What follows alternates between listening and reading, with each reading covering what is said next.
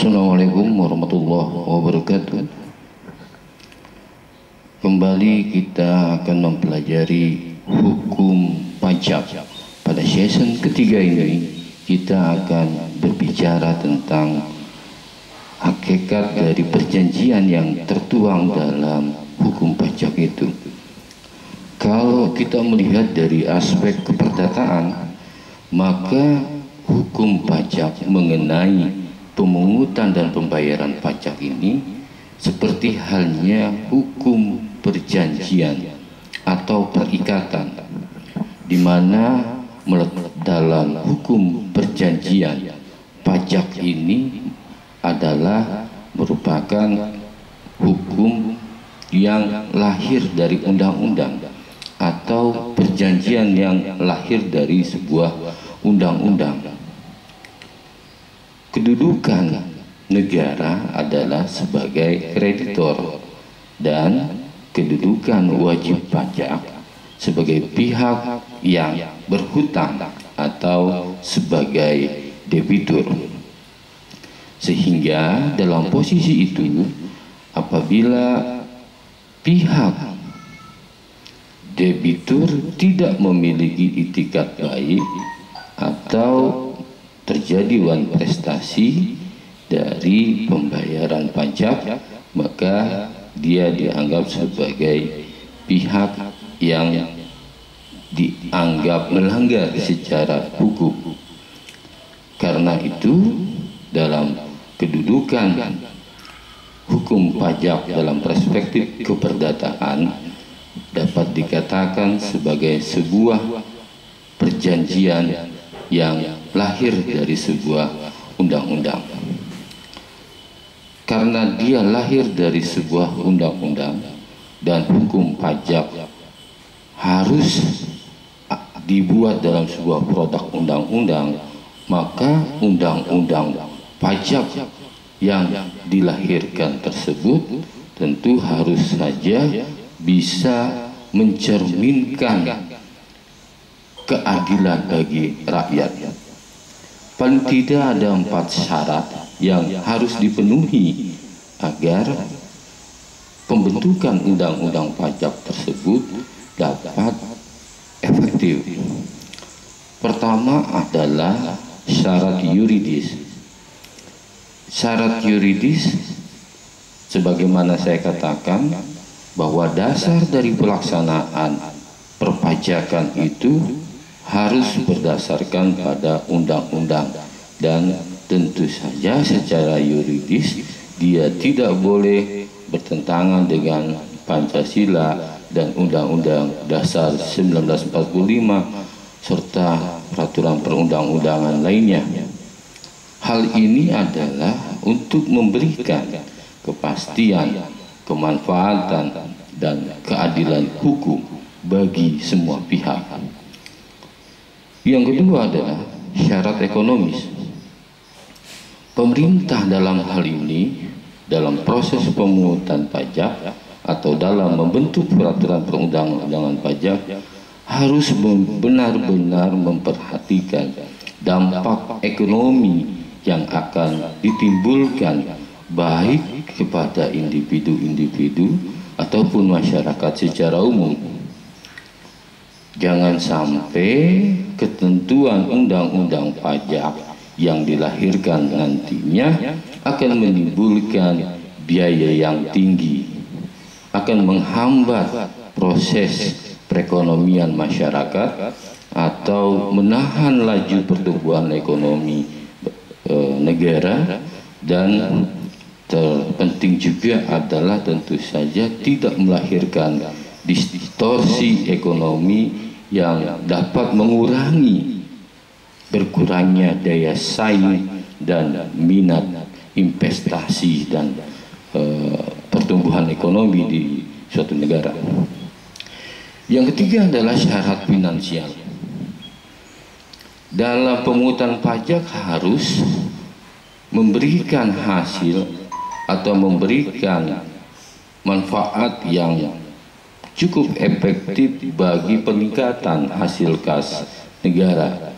Jangan sampai lahirnya undang-undang pajak A atau B ya dibuat, tetapi hasil yang diperoleh dari pemungutan pajak biaya operasionalnya lebih tinggi daripada penerimaannya. Karena itu dalam menentukan objek pajak yang akan dikenakan harus dapat dilihat secara utuh dan komprehensif apakah potensi penetapan pajak dan objek pajak yang akan dibuat dalam peraturan perundang-undangan itu cukup potensial atau signifikan dalam rangka penerimaan keuangan negara. Yang ketiga adalah syarat sosiologis.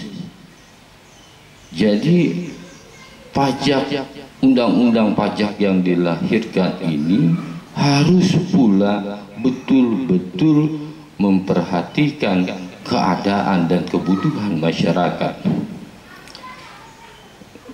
Karena pajak ini mau tidak mau kalau dibuat atau dibentuk dalam suatu undang-undang yang akan menjadi penerima dampak langsung dari kehadiran undang-undang tersebut adalah masyarakat. Tentu saja harus dilihat situasi dan perkembangan keadaan masyarakat setempat.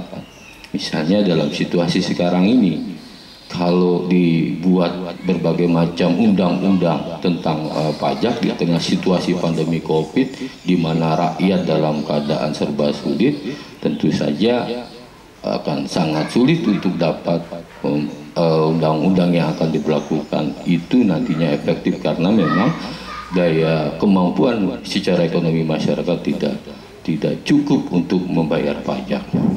Jadi pada aspek sosiologis ini harus dilihat betul-betul adalah keadaan dan perkembangan masyarakat. Harus kita akui bahwa sebuah produk undang-undang ini merupakan adalah produk politik, dilahirkan dari proses antara DPR RI dengan pemerintah, atau di tingkat daerah antara kepala daerah dengan DPRD.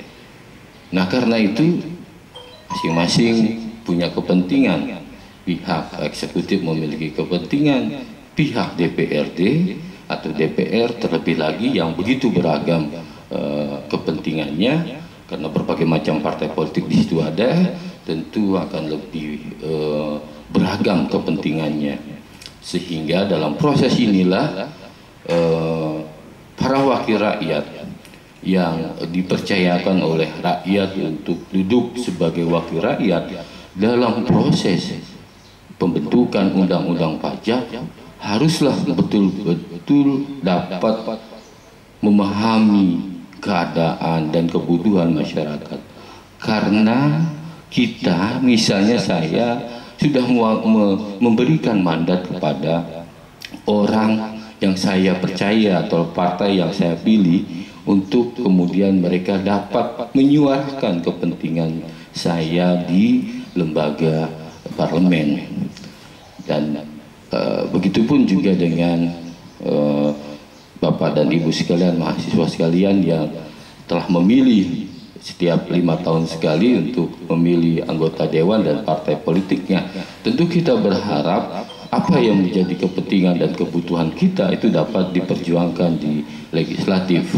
Karena itu, dalam konteks pembentukan undang-undang pajak sebagai wakil rakyat, itu para anggota dewan yang sudah terpilih harus bisa memahami situasi dan kebutuhan masyarakat. Dalam prinsip negara yang demokratis, tentu saja tidak bisa dimonopoli keputusan lembaga legislatif.